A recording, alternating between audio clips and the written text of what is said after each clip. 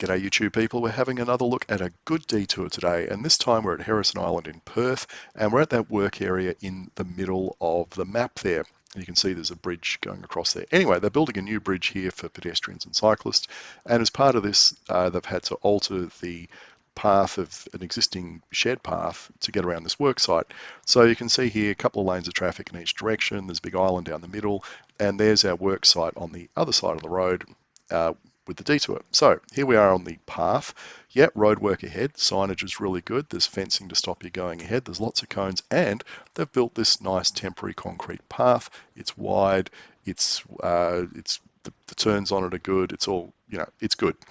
Anyway, the part I think that's of great interest here for access to this work site and what makes this detour really safe is they've gone and built a great big tarmac pad for trucks to stop in as they enter and leave. Now, as we can see here from that left turn arrow sign, trucks can only depart turning left. So this is what I mean by the pad. It's big enough for a semi-trailer to stop in as they enter or leave the site without interfering with pedestrian or cyclist traffic going across the path there. So let's look at a diagram.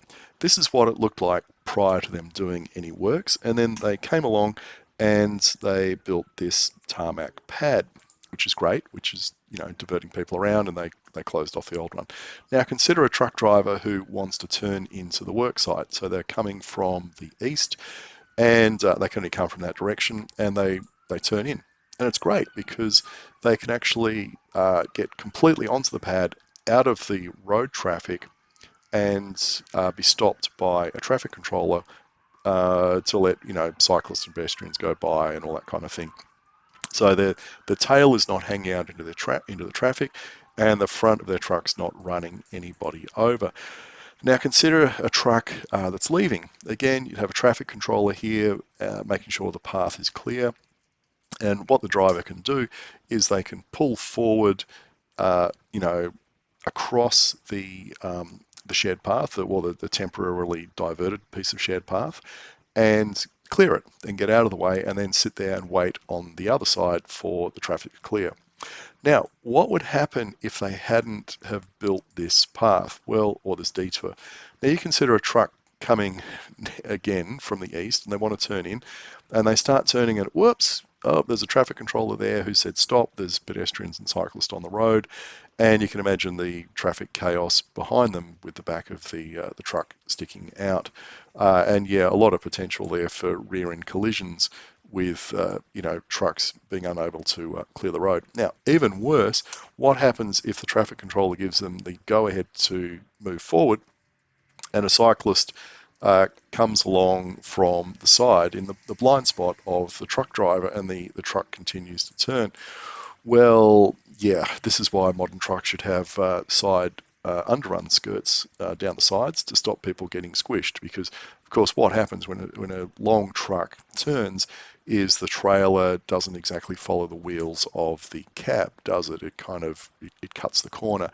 So as a cyclist, you need to stop well back to give the truck plenty of room to turn. Now, by diverting the path, you completely get rid of the risk of someone getting squashed as a truck is turning into the site. Now, similarly, if they hadn't done the diversion with trucks leaving, imagine the poor old truck driver, they're leaving the site, and they've got this path in front of them with cyclists and pedestrians zipping back and forth, and they're trying to get out there onto a busy road and turn left. Now, what can they do?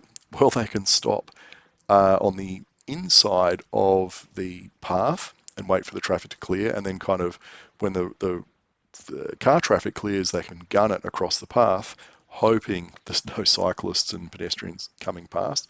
That's pretty dangerous. Or they can just pull up across the path and block it for everyone, which would be exceedingly painful. So yeah, I think full marks to the people that designed this particular detour. They've really thought it through, and I think putting you could call it a safety area out the front, a waiting area, call it what you like. It's gotten rid of a hell of a lot of risks associated with vehicles, particularly heavy vehicles, entering and leaving the site. So there's some good lessons to be learned here, and I just wish these could be applied at a lot of other work sites across the country. And and again, the signage is good, and the fencing's good, and the positioning of the cones is really good, and the signage is quite visible, and nothing's blocking it. It's clearly in your sight lines, and they've gone and built a proper concrete temporary path. They haven't just laid down some hessian or plastic or whatever, and you just bump across it. It's a full-on, really good path, high quality. And that path is actually better quality than a lot of permanent paths that have been built in New South Wales in recent years, which is kind of saying something. Anyway, I hope you learned something from this, and I hope people that are, in charge of building these things can learn something from this as well.